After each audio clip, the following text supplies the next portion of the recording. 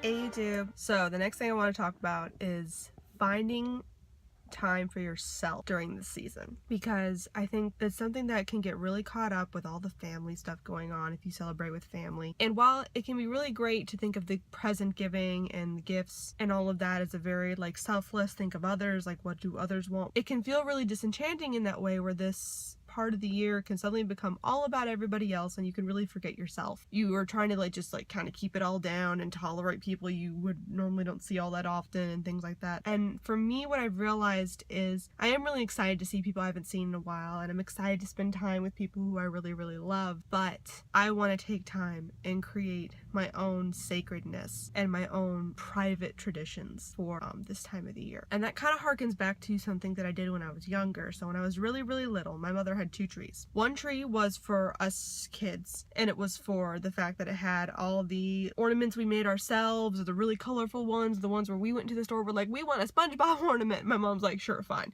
It all goes on that tree. It's the tree where something could break or fall over, and it's like, oh, that kind of sucks, but it's not awful, it wasn't all the antique ornaments or anything like that. It was very much this is the kid tree. This is the fun tree. You get to decorate. It's nice. And then in the front parlor room that we had, because we used to live in an old Victorian house, there was the second tree that she would put up, and it was her tree. And it was almost always in all white lights and decorations and things. It was very, very delicate and beautiful. It looked like a freaking snow fairy just came and boop, and the whole thing, it was gorgeous looking, and she would do it up all the time. And the kids were not allowed to touch this tree because everything on there was much more fragile, a lot of glass ornaments, a lot of really delicate ornaments that might have been heirlooms, things of that nature. But I was not allowed to go touch it. So we had a little table kind of in the front room with this big red tablecloth, and I was not allowed within 5 feet of this dang tree because I'm sure I probably would have broken something. So I used to hide underneath the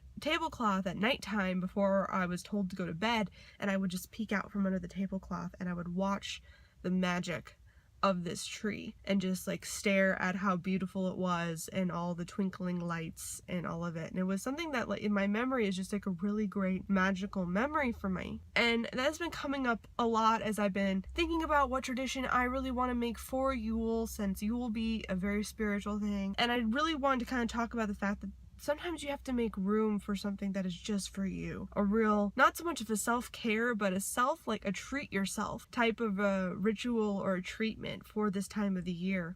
Buy yourself a freaking present to celebrate you. Maybe something new for your craft type of deal. Or, do up a tree that's just for you. That tree was for my mother, and I took great joy out of it, but that was her thing that she was doing it because she wanted it to look that way. And I hope that's something I really want to do for me in my practice, is make cookies that are just for myself. Pour myself a glass of mulled wine or something, or spiced wine or something that is just for me, and take a real good moment. But I kind of want to do it on the actual day of Yule, on the winter solstice, to kick off, because I really have enjoyed so far with the Wheel of the Year really taking time for me, and it's a sacred day for me.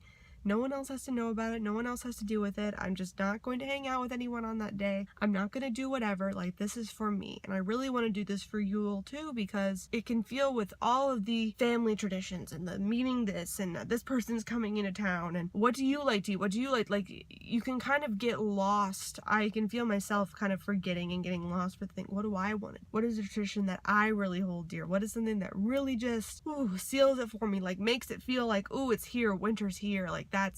That's that feeling, and recreating that kind of majesty for myself, especially with the year wrapping up. With the Witch's New Year, it was very much of oh my god, this is so exciting, and I'm really pushing forward and breaking bounds. And it was for me, it was a jump start with my spiritual practice and all that. And now it feels I have a bit of a celebratory, this is the real celebration, to just take a minute and settle in the themes that come along with Yule, with all of the decorations and all the funness, and take things in and take a moment for myself. So what is something that you would love to do for yourself? Is there specific rituals that you do around Yule that are just for you? Or maybe you want to buy yourself a present. I think I'm going to do that for myself. I'm going to find something that is work for my spiritual practice, since I have been saving up money and I've been pretty good about it. So I'm going to pick something that is just for me, that I can do on the regular, something I can start in the new year, a new habit. Please comment down below. What are you going to do? What is something that maybe I'll do as a little challenge for everybody challenge everyone to go out and do something for yourself for this year. That's something that really just embodies your spiritual practice and your tradition. It's just for you. It's not for anybody else. Take a minute and just take that in. Anyway, this is part of my 12 days till Yule, so I will see you guys tomorrow.